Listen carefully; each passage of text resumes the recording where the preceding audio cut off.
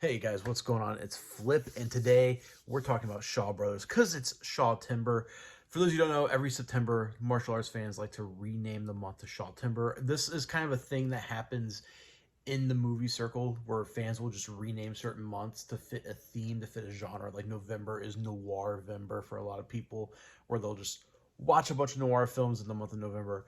September is Shaw Timber, where we watch a bunch of Shaw Brothers movies. And I personally love Shaw Brothers. And today's video is going to be about 5 movies that I would slap the classic label down on them.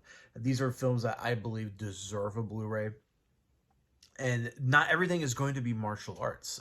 We're going to be talking about 5 of them, and let's go ahead and get into it. And I want to kick things off with a movie that I have actually reviewed on this channel that I've talked about numerous times, and that is Men from the Gutter.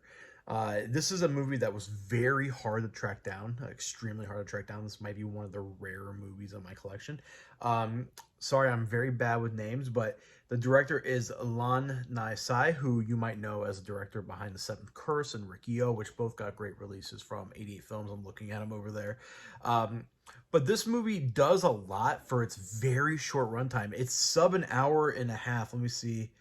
Does it say? It does not say on the back here. I can't find it quickly, but this came out in 1983, and it weaves 3 stories together in a way that shouldn't work on paper. So you have the good cop, the good cop and the bad cop teaming up. You have a triad leader, you have a gang leader, and then you have a group of people who are planning to rob a truck.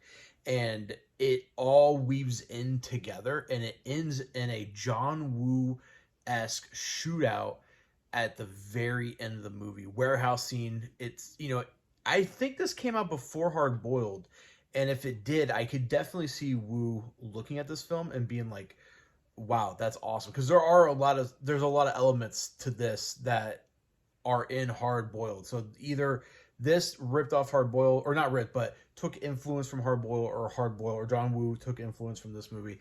This is a fantastic, fantastic movie. What I love also is how it's shot. There's this one scene in particular that takes place in Kowloon Walled City, which is no longer around. So it's cool to see a piece of history like that. And it's real smoky, it's real claustrophobic, and it's just got an atmosphere to it that's unlike anything else. And this is towards the tail end of the Shaw Brothers lifespan before they got into television work. I mean, they did, produce more movies after this, but this was near the end of their heyday. And this is a fantastic, fantastic film. That is Men from the Gutter. Now, next up is a film that I believe takes heavy influences from Japanese cinema. It very much feels like a samurai movie, and that is The Bells of Death. This came out in 1968. So it's a kind of a, it's post One-Armed Swordsman. It's not as bloody as One-Armed Swordsman. It's not as directly graphically violent as One-Armed Swordsman or something of that ilk, because a lot of the violence is kind of shown off camera. It's got this almost a slasher element, but you're on the side of the killer. So what happens is our main character, he's out, and 3 men come into his family's home. They kill his mother, and they abduct his sister. And why it's called the Bells of Death is because as she was running away, she had a bracelet that had bells on it, and they were jingling as the men killed her.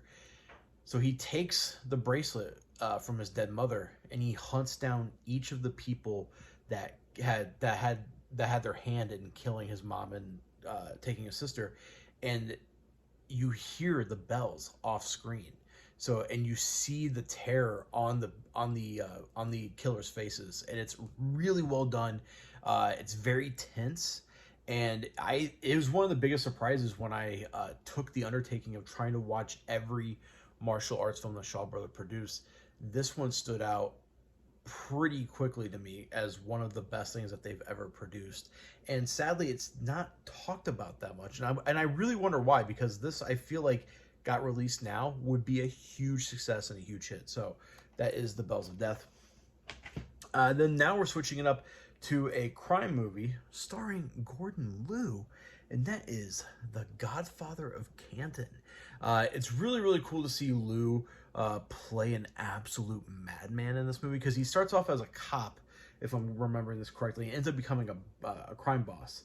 In Godfather Canton, Kwai returns to his roots, starring Yul Brynner of Shaolin movies, Gordon Liu, as policeman on the take, who ends up becoming a powerful mob boss. There is a very, very violent massacre scene in a restaurant that was just mind-blowing, because up until that point, this movie is a little slow.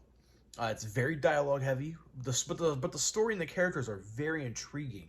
And then that massacre scene happens, and you're like, holy shit, that was intense.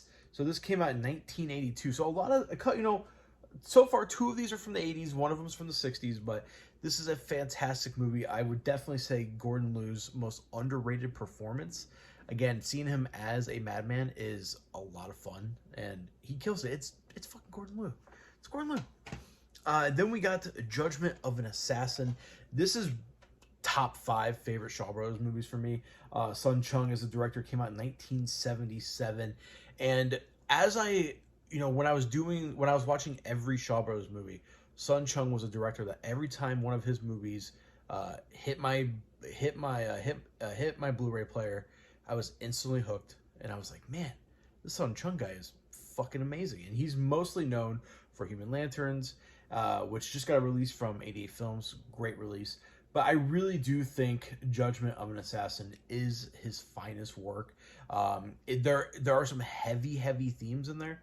Like there's a serial murderer, there's a serial rapist, and there's a couple of shots in here that, because a lot of these films, a lot of the Shaw Brothers martial arts films, they were filmed on a soundstage. There are a couple shots in this movie where I could not tell if it was a soundstage, but it looked too fantastical to be a live setting. And the way the camera movement works was very confused. Like, it was very confusing. Sun Chung is the Stanley Kubrick of Shaw Brothers, and I think this is a perfect example of that. It says right here in the back, Sun Chung was already a valued comedy, romance, and modern crime filmmaker when, through his tale of the 100 poison cliques' obsessive ambition to destroy all rivals, he started bringing morality and motivation to martial arts movies like never before. I agree with that. This is a very gray film. There are no good guys in this movie. It's very violent. The action is fucking fantastic. And this is Judgment of an Assassin. I think on Letterboxd, I still have this as number 2. I switch out my favorites regularly, but it's like Bohachi Bushido, Judgment of an Assassin. So, and then last but not least is a very interesting film. This is 1985. This is one of the last movies that Shaw Brothers produced before switching to television. So this is 2 years after Men from the Gutter. It's another crime movie. And what's really interesting about this release is that, let's go and show off the movie. This is Hong Kong Godfather.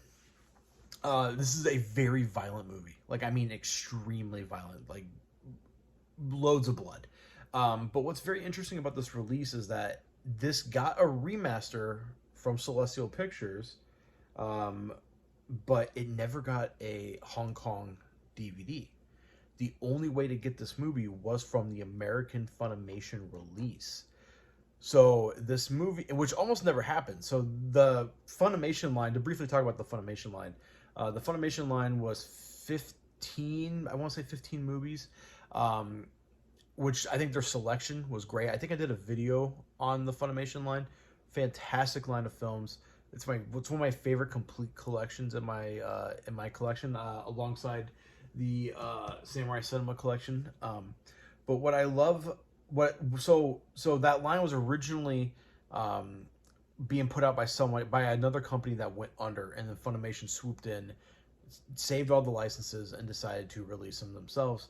So this movie almost possibly never got a DVD release, and it is, I think, one of the most badass things Shaw Brothers ever produced.